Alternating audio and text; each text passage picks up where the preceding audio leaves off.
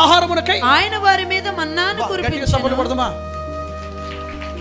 ఈయన దగ్గర 10 వారికి మాత్రము పెట్టడానికి ఉంది. నా దేవుడి దగ్గర 40 లక్షల మంది అరణ్యములు ఉంటే, అరణ్యములో ఉన్న వారి కోసం ఆకాశపు ద్వారములు, అంతరిక్ష ద్వారములు తెరిచి ఆకాశముని మన్నాను కురిపించాడు. ఎంత సమృద్ధి గల దేవుడు, ఎంత జీవము గల దేవుడు, ఎంత అద్భుతాలు చేయగల దేవుడు.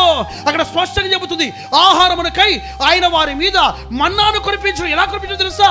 అంతరిక్ష ద్వారములు తెరిచి. నా ప్రభు చెబుతాడు, బిడ్డ నువ్వు లోబడితే, మాట వింటే, నీ జీవితం, నా జీవితం కోసం నా దేవుడు ఆకాశపు అంతరిక్షాన్ని కూడా తెరిచేస్తాడు, సమృద్ధి నింపేస్తాడు.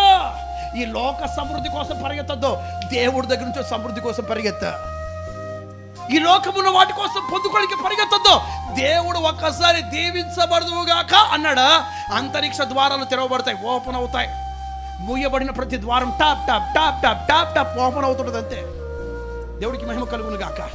మనుషులు 4 గోడలు మూసినా, చెప్పండి అది చెప్పండి. నా బంధువులు, నా స్నేహితులు, నా ఇరుగు పొరుగు వారు, నా కుటుంబస్తులు, నా అనుకున్నవారు నీ మీద కోపముతో అన్ని ద్వారాలు మూసినా, నా దేవుని కృపను పొందుకుంటే నీ కోసం 5వ ద్వారము, పరసమైన ద్వారం, అంతరిక్ష ద్వారాన్ని దేవుడు తెరుస్తాడు. వారి ముందు నా దేవుడు ఆశీర్వదిస్తాడు. నా దేవుడు అంతరిక్ష ద్వారములు తెరిచేవాడు.